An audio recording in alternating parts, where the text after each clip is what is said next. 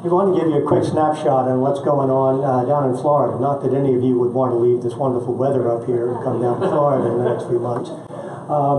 But the Brightline service is getting ready to launch into revenue operation. In fact, a week ago Monday, they started running the simulated service between West Palm Beach and Fort Lauderdale. That'll be the first section that'll open up.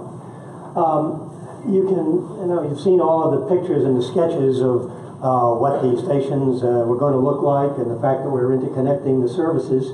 But there's a lot of similarities between the corridor down there and the corridor here.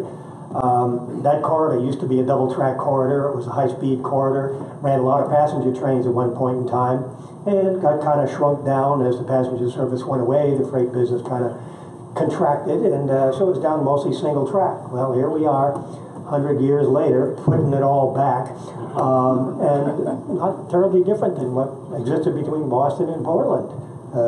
High-speed two-track railroad, ran a lot of trains. I got a 1955 timetable, says you make it in 2 hours flat with 5 intermediate stops, but that's another story we can talk about later.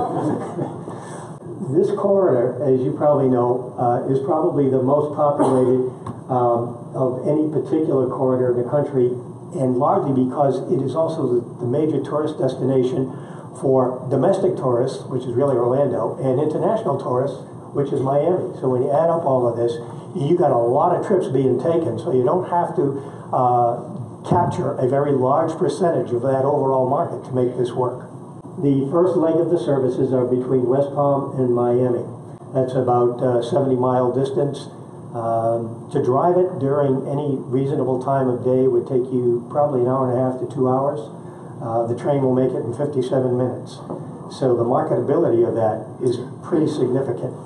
In addition to that, because it's privately operated, the property at the station and around the station is being developed by the same company that is operating the train service.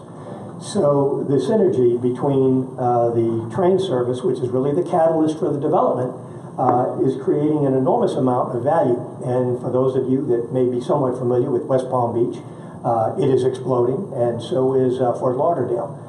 The station in Miami will be finished, I believe, first quarter next year. That's a mere 3 million square feet development. The station is 5 tracks, 55 feet up in the air, and will have 4 overbuild buildings on it, 2 of which will be 97 stories tall, the tallest buildings in the southeast part of the United States. The 3 of those buildings are actually ready for occupancy during 2018. Next one. Here is one of the trains. The trains are all the same configuration. There are 5 train sets initially. There are only 4 coaches on them now, but they are expandable up to 10 cars. All the facilities have been designed to go up to 10 cars so that the capacity growth can occur as the ridership growth occurs. The most efficient growth when you have a service that's running every hour is to operate longer trains rather than more trains. You keep that hourly pattern so people have it in their mind, but you can accommodate additional passengers. The amenities that have been included are exceptional, and they have been really done by design. All of the restrooms are fully ADA accessible. You can see they have such things as touchless faucets, where not only can you wash your hand, but if you want to dry it, you just hold your hand in the position. You don't have to touch anything, and it's done all over the sink, so you don't have the water on the floor and from the dryers that are typical. The seats, all leather seating. The 2 classes of service, I'll talk to them in a minute, are designed to accommodate bicycles by reservation, wheelchairs by reservation, and these are the world's first fully accessible wheelchair trains. You can actually take a wheelchair down the aisle and through this entire train.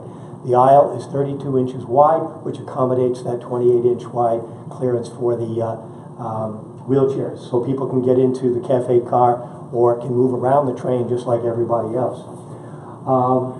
The table seating, it's all reserved seating, so when you go online, it's like when you buy a plane ticket and you say, where do you want to sit, and you can pick your seat that's left. Do the same thing. You're ticketed to the car and to the seat in addition to the individual train. You can also make your reservation to be picked up at home if you want, bring you to the station, and be picked up at the station to take you to your ultimate destination, all part of one transaction. So it solves that last mile dilemma that most people say, well, what do I do when I get to the train station? You can have that all taken care of for you. The technology in today's world allows this all to happen. Next slide. We have two classes: select service, which is 2 and 1 seating, business class type of service. The seats are larger than most airline first class seats, and 2 and 2 seating in the smart, and they have groupings of 4 round tables. You can get 2 around a table. You can get single seats if you want on either of these services. Next one. This is the Miami station. That is the rendering. It is very close to what is actually being built. You'll notice the V-shaped structure. This has been a signature design done by Skidmore, Rowings and Merrill for all of the stations, so that there's a certain uniformity. When you see this building, you immediately know that that is the Brightline Trade Station. Next one. These are actual pictures of the inside of the train station. You can see the bottom one is a rendering of the Miami station, where the passengers will go up from grade level up to the waiting area on the mezzanine concourse, and then the track level is 1 level up. Only ticketed passengers are allowed on the platforms, and also the waiting areas are restricted to ticketed passengers. This takes away a lot of the angst that people have about panhandlers or people getting into a restroom and not making it comfortable for rail passengers. This is dedicated to those rail passengers, and they have amenities for both the select and the smart services. Let's go to the next one. The West Palm Beach station, that's an actual picture of the drop-off area in front of the West Palm Beach station. Like I say, trains are running in there now on the scheduled frequency. I think they're starting with 10 round trips, and they will be up to the 16 round trips first quarter next year, which is the even hourly service. Like in Boston and some of your trains, the last train out on days when there is a Miami Heat basketball game, which happens to be a block and a half from the train station, they will hold the train for a certain number of minutes once the game is over to allow people to make that trip on the train back and forth. Next one. The whole concept of this is that you make it accessible to everybody, and you provide those connections. The public transit connections exist at the stations, as well as Uber, Lyft, taxi cab. I've mentioned the bicycles. They are by reservation, but you can bring your bike on and take it. There's bike racks in each of the coach cars. Only the number of tickets will be sold for the seats on the train, so you will never have an oversold situation where people don't have a seat or standing. Everybody has their dedicated ticket. Next one. So this is what the interior looks like. That's an actual one of the trains. Those are actually employees of All Aboard Florida on the train demonstrating it. The train sets are manufactured by Siemens in California, Sacramento, California. They are 100% Buy America compliant.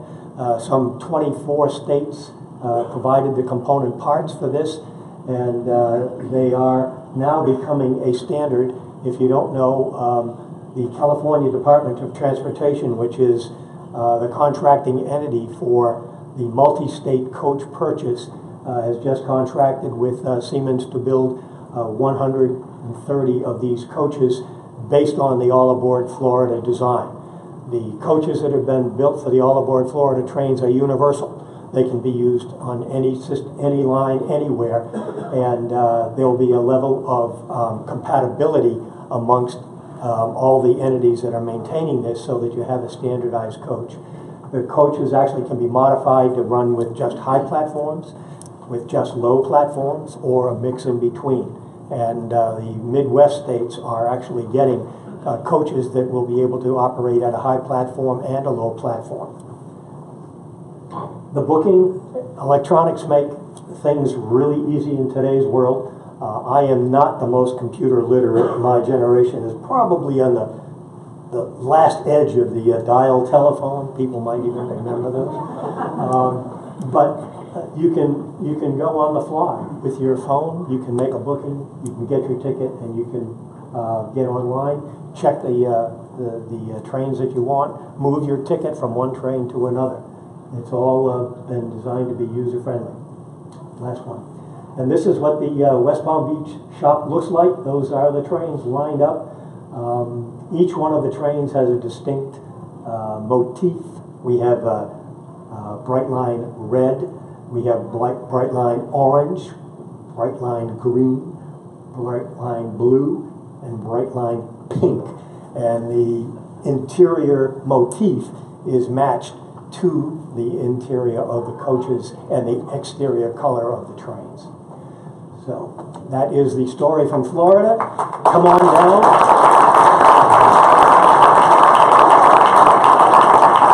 It's warm and it's real.